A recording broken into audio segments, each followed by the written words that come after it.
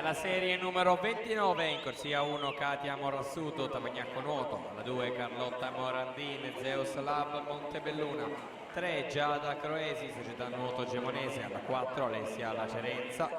Nuoto Club Brebbia, corsia 5 Lavigna Mascotto, Acquapolis, alla 6 Agnese Giori, Cus Udine, 7 Amelie Becker, Azzurra Conigliano, corsia numero 8 Martina Orsi, Natatorium Treviso.